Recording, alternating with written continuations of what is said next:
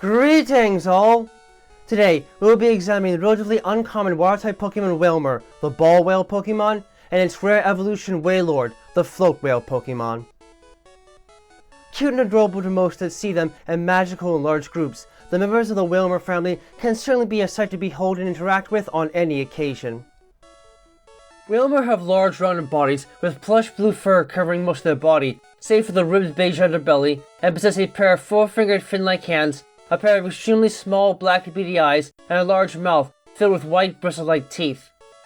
The evolved form Wailord have the same basic form but possess a much larger elongated body, two pairs of fin-like hands in the back half of the body, a pair of small grey fins near the bottom of their rear, a large curved blue tail fin, and a lack of ribbed flesh on the lower back end of their form. The members of the Wailmer family live relatively peaceful lives within small groups in the ocean, swallowing krill and other small organisms along with large volumes of seawater as their mouths remain agape while swimming and spraying excess water out of their nostrils. Despite the size of the creatures they feed on, these entities are not the easiest to keep well fed, as they generally eat about a ton of food a day, with wishy-washy being a favorite food within the Alola and Galar regions. Traders that wish to own a Wailmer must be careful to keep a fresh supply of krill with them at all times, as Wailmer have difficulty eating most other foods. In general, Wailmer in particular are extremely easy to get along with and enjoy taking time to startle and playfully spray water in the faces of people and Pokemon through the nostrils above their eyes. However, it should be noted that Wailmer almost always travel in pods with other Wailmer and occasionally Wailord, so capturing them in the wild isn't always an easy task.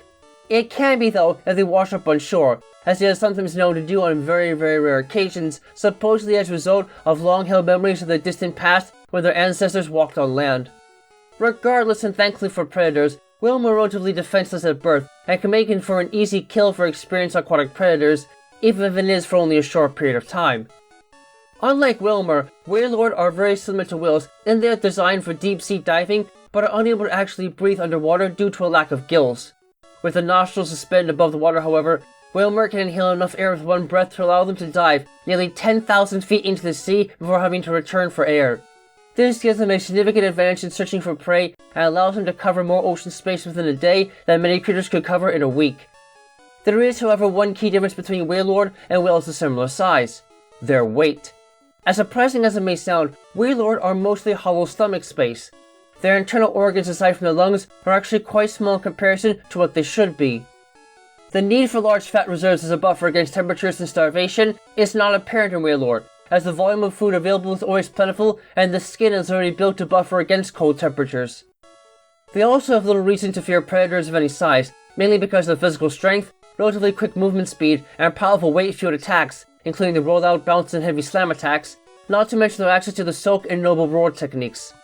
As amazing as it may sound, Wailord are in fact so lightweight that they can actually jump out of the water a considerable height, a feat made only more surprising by their length. As such, Wailord watching is a popular pastime among coastal villages across the world, as the sight of a Wailord pod jumping up and down in the water is truly a magnificent sight to behold. Regarding their abilities, both Wailmer and Wailord are known for being able to coat their bodies with a light sheath of water to help buffer against the searing effects of extreme heat, and can be rather simple in their mindset and sexual drives, possessing Water Veil and Oblivious as base abilities. But some specimens can act in a more imposing manner by puffing up their form slightly to make them feel larger and even a bit scarier, in turn granting them access to pressure as a hidden ability.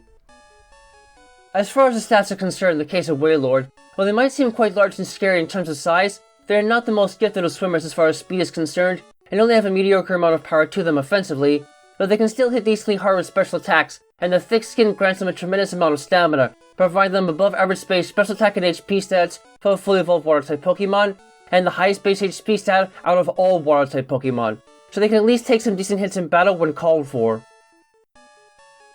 Aside from their surprising size, Wailmer possess one trait in particular that makes them incredibly unique among whales. Their skin is about as elastic as rubber and essentially reacts in the same manner to external forces. While Wailmer are able to suck in and store large quantities of seawater within their bodies as a way of preserving moisture on land, their elastic skin, in conjunction with the weight of the water inside of them, gives them the ability to bounce their bodies up and down like a beach ball. The more seawater they have stored internally, the higher they bounce. Wailmer often come out on sunny days to play with Pokemon on the shore, sometimes staying out of the water all day long. If they stay out too long and dry up, however, Wailmer quickly lose their vitality and become unable to move. This fact never seems to deter Wailmer from coming ashore though, even on the hottest of days. It is possible this may just be a precaution to the future life as Wailord, as these creatures will become unable to interact with most of the life forms on such a regular basis after evolving. In battle, however, this ability can prove to be a deadly weapon against smaller opponents, as it allows Wailmer to learn several water-fueled attacks that water types normally cannot learn naturally, as previously noted. This can make them a considerable threat in battle, even though the physical strength isn't incredibly high, and can certainly be enough to surprise most opponents on land.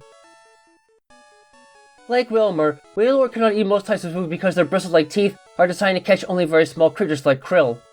Nevertheless, Wailord are quite efficient at gathering what small prey they can, oftentimes swallowing entire schools of organisms like wishy-washy at once.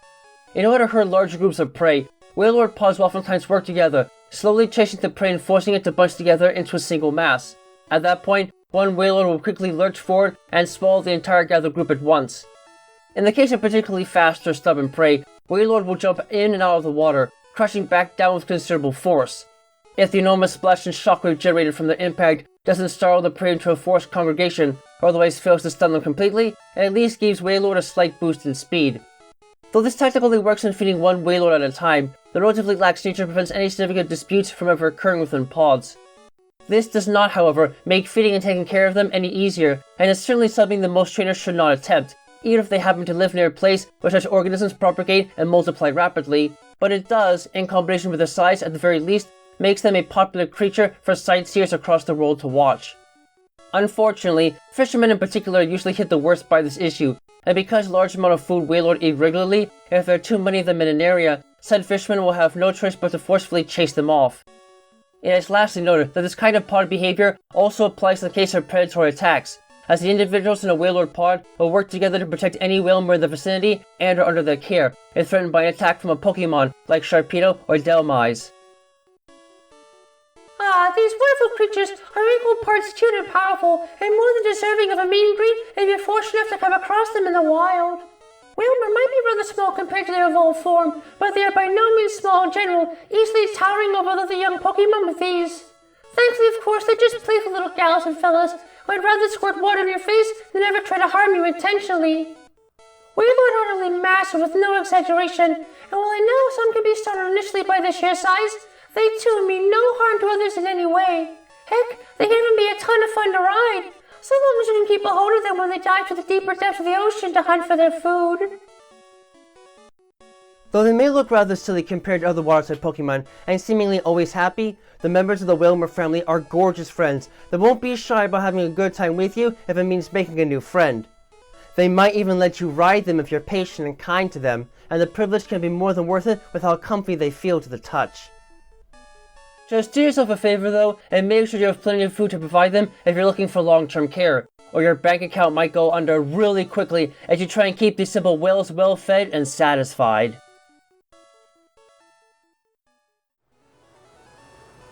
Thank you all for watching this video. It always brings me great joy to see others enjoying the work I do to try and make the world of Pokemon and the fascinating creatures that lay inside of it feel as real as they possibly can.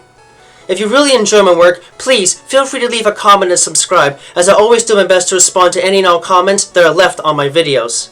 In addition, if you wish to learn more about my work and help support it, you can find links to my Patreon page, as well as email and other contact information to my work on DeviantArt in the video description down below. Furthermore, you can find a link to my Discord server there as well if you'd like to get a first glimpse at what videos are coming up next and converse with other fans of the world of Pokemon. Thank you for taking the time to watch this, and have a wonderful rest of your day.